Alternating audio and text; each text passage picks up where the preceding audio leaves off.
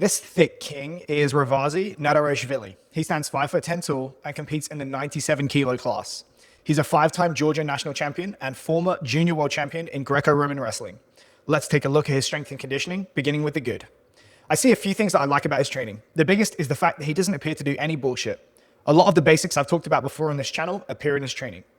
Lifting with a heavy emphasis on posterior musculature, but he still hits all the major muscle groups and movement patterns. Lots of road work, ropes, they all feature. When he lifts, he's decently strong. He's hitting 2.5 times body weight on the deadlift for a few reps. He's comfortably handling his body weight for dips, and he's moving some fairly significant loads for things like barbell curls and the various kettlebell exercises that he performs, which is a lot. He seems to really like them. There also seems to be a big emphasis on high rep endurance work in his program. The high rep cheek curls that I talked about in the Mongolia video, kettlebell walking curls, rows, and even high rep barbell snatches without the bar touching the floor. What am I not a fan of? If you watch how he lifts, especially the high rep work, there's an ingrained habit of using his entire body to move the weight and to try to save energy, often by cutting range or getting into weird postures to finish the rep. This is obviously a great strategy for grappling, where the goal should always be to spend the least amount of energy to achieve the same outcome. But it isn't necessarily the goal when we lift. Rather than distribute load across the entire body, there's often a time and place for putting stress on specific muscles and tissues to focus the adaptation. I'd also argue that the emphasis on strength endurance detracts from heavy and explosive lifting in his program.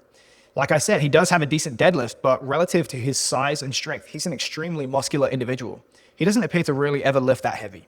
The only video I found of him squatting was 65% of his body weight. When he rows, it's a similar percentage. And when he does snatches, which can be a great tool for developing explosive power, even then he's muscling it up pretty slowly, which I guess is one way to do it, but I think he could be doing them more productively.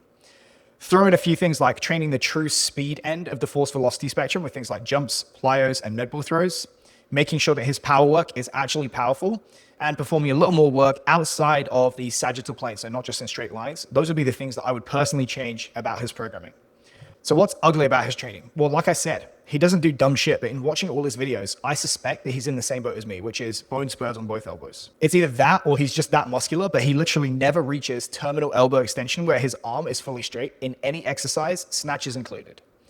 If it's literally bone in his elbow impeding him from getting into that extension, I can tell you from personal experience, it really hurts, and he should probably modify his exercise selection a little for stuff that doesn't require that terminal extension. So getting rid of the snatches, the dips, and the overhead presses. And if it's non-bone tissue that's impeding that extension, I'd suggest that's something that he's gonna have to figure out with his physical therapist. But just looking at him move, it doesn't really pass the eyeball test for me. Something doesn't look right. I would give his program a C+ to a B-.